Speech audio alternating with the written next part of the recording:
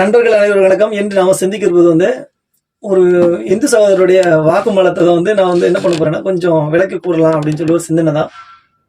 Okay right. இப்போ அந்த சகோதரர் நம்ம பரிசுத்த தேவதாயனுடைய அன்னை மரியாள் மீது அவர் என்ன பண்றாரு, ஒரு பக்தி வச்சு என்ன பண்றாருன்னா பூண்டி மத திருத்தலத்துக்கு போறாரு. அதே சமயம் புளியம்பட்டி அந்தநேர் கோயிலுக்கும் போறதா சொல்லி அவர் சொல்றாரு. அங்க போன எனக்கு தேவையான ஆசீர்வாதங்கள் கடவுளிடமிருந்து எனக்கு கிடைக்குது, இந்த அம்மா எனக்கு பெற்று தராங்க அப்படின்னு சொன்னார்.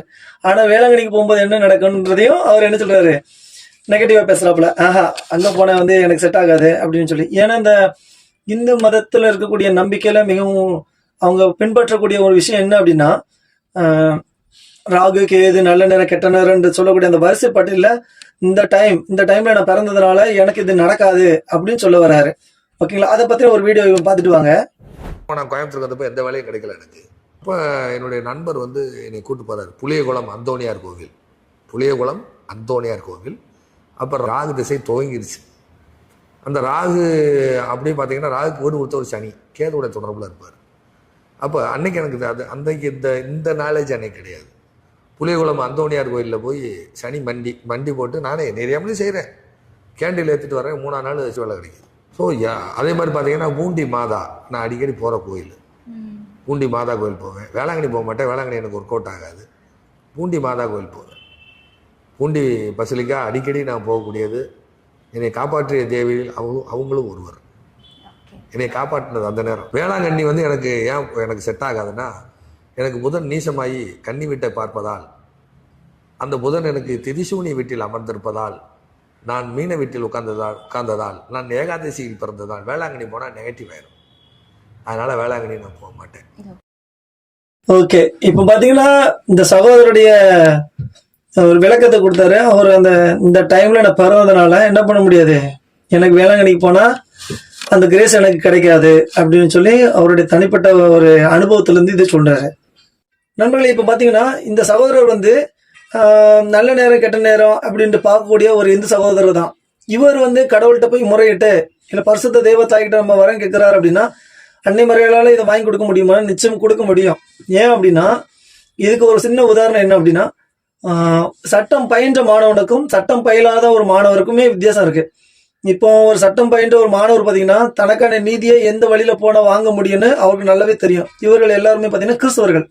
சட்டம் பயிலாத மாணவர்களுக்கு பாத்தீங்கன்னா ஒருத்தரை தேடி போய் அது என்னென்ன மேட்ரு என்னன்னு தெரியாது. இப்படி போனாதான் இந்த வழியில நடந்தாதான் நம்மளுக்கு நீதியாக பெற்றுக்கொள்ள முடியுன்ற விஷயம் அடிப்படையாக அவர்களுக்கு தெரியாது. பட் ஆனா போய் ஒரு வழக்கறிஞரை சந்திச்சு நம்ம என்ன பண்ணலாம், நீதி பெற்றுக்கொள்ள முடியும் அப்படின்னு சொல்லி ஒரு சிந்தனையில் இருக்கிறவங்க தான். இப்ப 2 பேருக்குமே வித்தியாசம் இருக்கு. ஒரு மேட்ரை உள்வாங்கின ஒருத்தரும் ஒரு விஷயம் அறிந்து கொள்ளாத நபருக்கும் வித்தியாசம் இருக்கு. இதே போலதான் இந்த சகோதரரும். இவர் ஒரு இந்துவா இருக்கிறாரு, பட் கிறிஸ்டியானிட்டிக்குள்ள இருக்கக்கூடிய நம்பிக்கை விசுவாசங்கள் ஒண்ணு உண்டு. இந்த வழியாக இப்படி செயல்பட்டா நம்ம கடவுளுடைய அருளை கண்டடைய முடியும் அப்படின்னு சொல்லி. குறிப்பா பாத்தீங்கன்னா கிறிஸ்தவர்களுக்குன்னு ஏனைய இது இருக்கு, அருட்சாதனங்கள் இருக்கு. கடவுளுடைய அருளை பெற்றுக்கொள்வதற்கான அருட்சாதனங்கள் நமக்கு உண்டு. பட் ஆனா இந்துக்களுக்கு அது கிடையாது.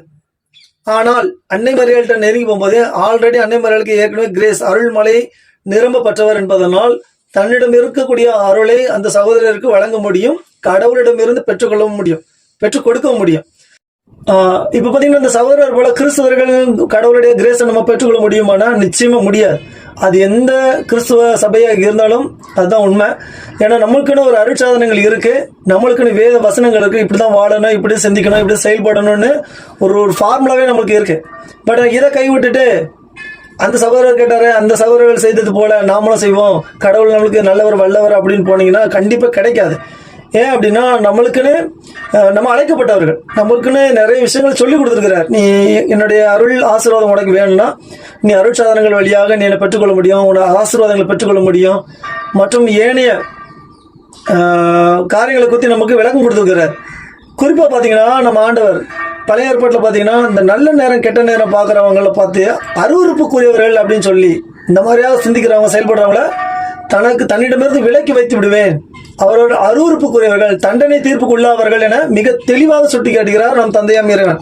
சோ நம் தந்தையான் இறைவனுடைய வார்த்தைகளை உள்வாங்கி திருச்சபையினுடைய வழிகாட்டுதல் பிரகாரம் நம்ம என்ன பண்ணலாம், அருட்சாதனங்கள் வழியாக நம்மை கடவுளுடைய அருளையும் ஆசிரியம் பெற்றுக்கொள்வோம். நல்ல நேரம் கெட்ட நேரம் பார்க்கறத கைவிட்டுட்டு கடவுள் காட்டிய வழியில் நடப்போம். சரிங்களா? நன்றி. மரியே வாழ்க.